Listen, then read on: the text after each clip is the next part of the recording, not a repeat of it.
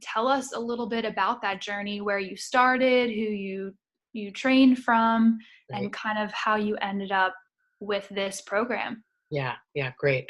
Um, well, in the mid '90s, I studied a little bit of yoga here, but that's before yoga kind of became a brand. In fact, it was, pretty weird, and it was hard to explain to people, and there was so much more you had to do to show people what a healthy lifestyle yoga can be.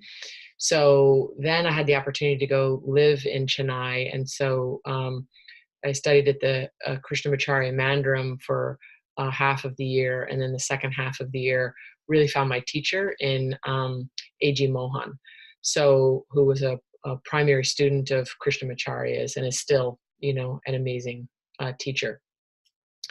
So studied there with him, and it's not anything like the West, where there's this like, on a weekend you do this. I mean, you're just with your teacher, you're with the materials, you're with the practice. And to be honest, what happened for me was, on the rooftop of his house, where I would meet him every afternoon. He had me doing very simple asanas. And now I realize the brilliance of that, because he was in training my whole mind and body to align with the breath. And so it was during a very simple pranayama when he, without telling me this is what we were doing, but he was helping me correct my breath capacity. Um, and I don't know how this works, but I think it's repetition. It was like, I don't know, on the 623rd time I did it, it all of a sudden popped. But I remember lying there on the ground. He was quietly doing his practice over there, and it was like all of a sudden, I felt like I popped through a membrane, and I realized, oh my gosh, the answers are in my nose. And here I had traveled around the world, a lot of different places, studying with some amazing teachers, of which Mohan was my amazing gift in my life. And the breath was the guide. So that connected everything of what I've been learning. And then when I came back to the West, again, yoga was not known. It was really hard to help people understand that the featured guest in a yoga class is your mind, and the primary tool is the breath.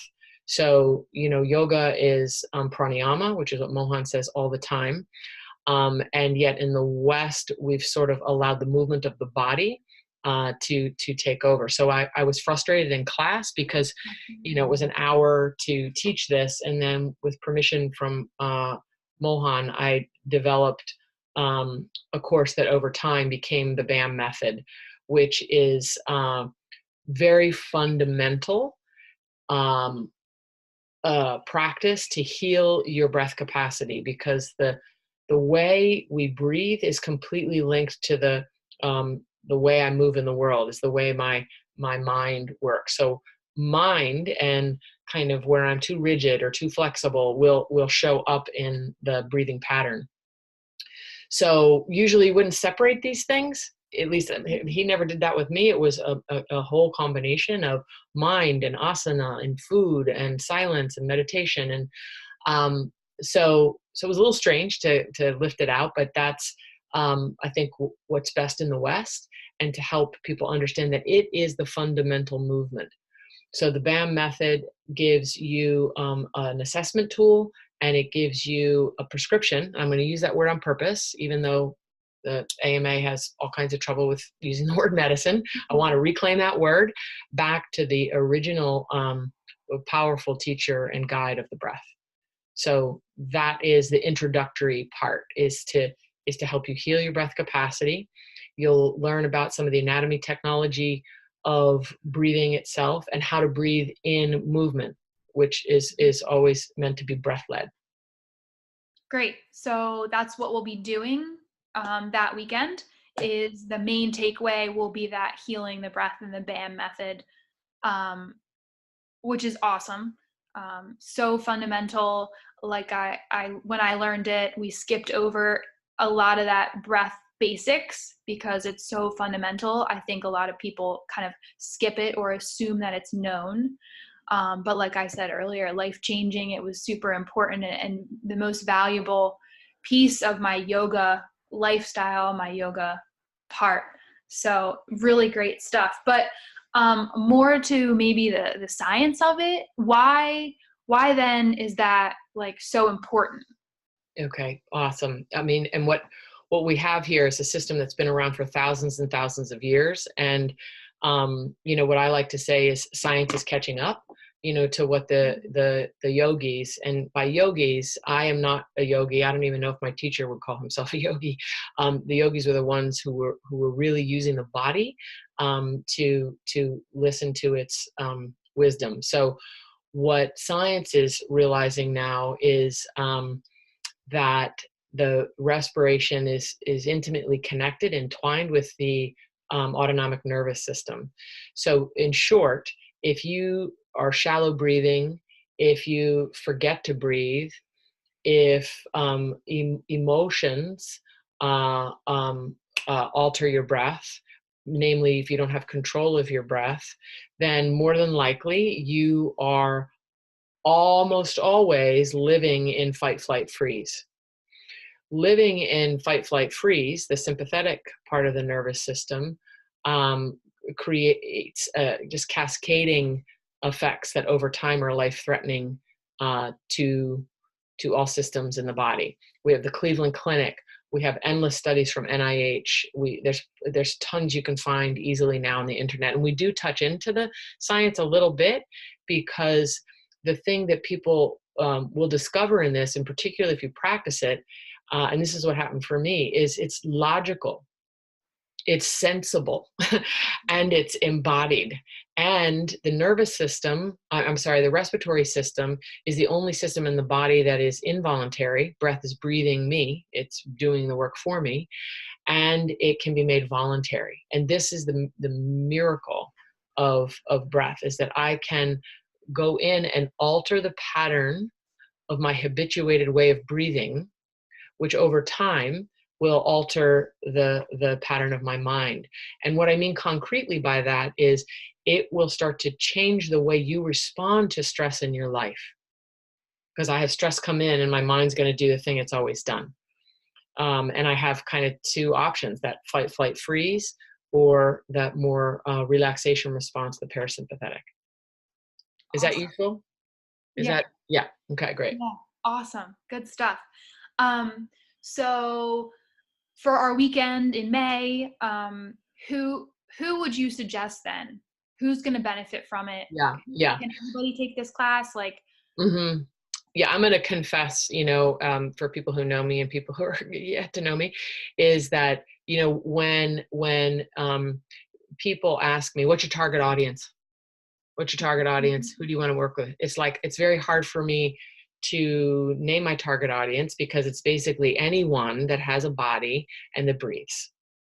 So yoga is not for athletes. It's not for children. It's not for spiritual seekers. It's for a person who is in a wheelchair, a person who is young, a person who is sick, a person who is stable and wanting to learn more. So I would say for anyone who really has an interest in taking responsibility for their health, it's, once you learn the basics, it is free. It is simple. This is one of the things that I say to people is, we're always looking for the shiny penny or the breathing technique, that's out in the mainstream. These techniques are so powerful. They do alter the patterns of the mind, but it's like you're grabbing techniques without having altered and corrected the foundation.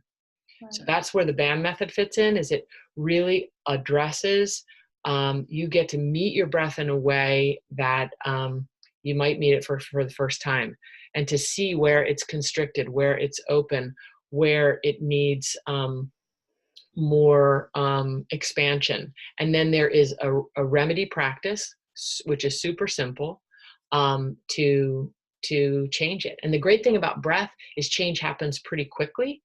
Unlike say in asana practice, you'll start to see effects right away. But there's a hitch. Is I am just the, offering of the information. The teacher is the breath. So the hitch is you have to do it. So the daily practice, this is what I mean, is it's simple. It doesn't require a tremendous amount of time and muscle and all of that. But it is like creating a new pathway, and literally it is creating new neural pathways. So it's just repeat, repeat, repeat, and you'll see results. Yeah, and the way that you teach it is great. It's important stuff. It's slow increments, so we learn the method. So it's something that we can take home. Yeah, I appreciate that, and do the practice at home. So you'll leave with a plethora of things. Yes. Yeah. Knowledge to go. So I guess lastly, I know that, at Brandywine Yoga, people can all go to www.brandywineyoga.com if they want to read a little bit or maybe register. But if they want to find you, how can people get in touch with you? Okay, great. So it's just my name, www.Therese, THERESE, Jornlin, JORNLIN.org. And on the website, it has a variety of things. So I teach a variety of what I call wayfinders, but all of the things that I offer are to help people return to the intelligence of the body in one way or another. And in this case, the breath. It's one of the most powerful gifts in our life.